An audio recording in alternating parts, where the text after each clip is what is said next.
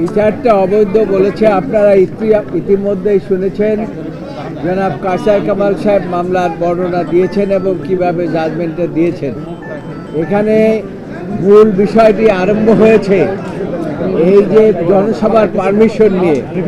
জনসভার পারমিশন সরকার দিয়েছিলেন পাশের একটি ময়দানে এবং সরকারকে পরবর্তী পর্যায়ে না জানিয়ে এই বিরোধী দলীয় নেত্রী তিনি ওই স্থান পরিবর্তন করে তিনি এই রাস্তার মধ্যে নিয়ে আসেন এবং এটা ছিল তার উদ্দেশ্য প্রণোদিত যে সরকারি দলকে একটা বেকায়দায় ফেলাবার জন্য তিনি এই কাজটি করেছিলেন এবং সেই জন্য এই যে গ্রেনেড হামলাটা হয়েছিল আমাদের বিশ্বাস তারা রাজনৈতিক উদ্দেশ্য প্রণোদিতভাবে এই গ্রেনেড হামলাটা তখন হয়েছিল এবং সেখানে প্রথম চার্জশিট, দ্বিতীয় চার্জশিট, তৃতীয় চার্জশিট তারেক রহমানের নাম কোথাও উল্লেখ ছিল না।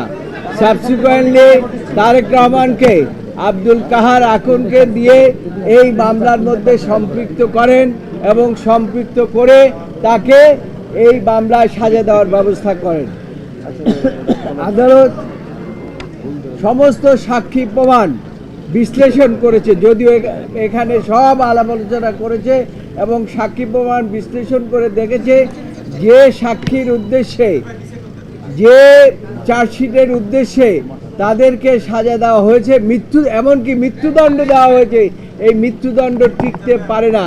সেখানে 51 DLR-এর কথা বলা হয়েছে এবং সেখানে পরিষ্কার বলা হয়েছে যে ডাইরেক্ট কোনো এভিডেন্স না থাকলে কাউকে মৃত্যুদণ্ড দেওয়া যায় না এবং সেখানে আজীবন সাজাও দেওয়া যায় না। সেই সমস্ত দিক বিচার বিশ্লেষণ করে আদালত মনে করেছে যে এই মামলায় যারা আপিল করেছে এবং যারা আপিল করতে পারে নাই প্রত্যেককেই খালাস দেওয়া প্রয়োজন এবং সেই জন্যই আজকে এই মামলায় এই 21শে আগস্ট গ্রেনেড হামলা যে মামলাটিকে সারা বছর আওয়ামী লীগ সরকার এটাকে ব্যবহার করেছে রাজনৈতিক উদ্দেশ্য প্রণোদিতভাবে।